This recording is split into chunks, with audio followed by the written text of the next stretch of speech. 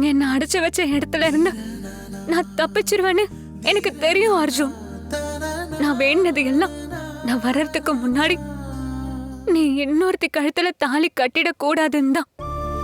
ச்சே, எப்படி பவி என் பக்கத்துல வேற ஒரு பொண்ணு இருந்தோம் அத நீதான் நான் எப்படி நினைச்சேன். ஐ எம் சாரி பவி. அர்ஜுன், இப்போ நடந்ததெல்லாம் தேவையில்ல.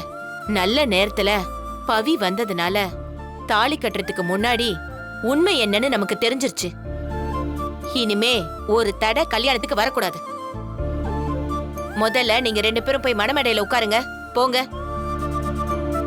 பவி போய் ரெடியாகு பவி.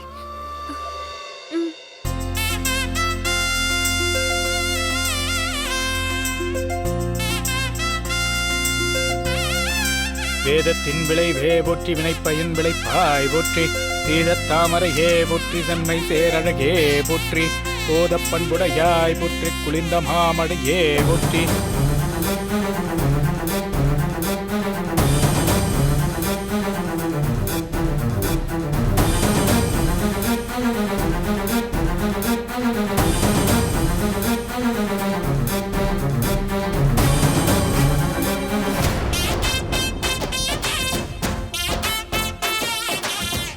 இத மாப்பிள்ளை கிட்ட கொடுத்து கட்ட சொல்லுங்க.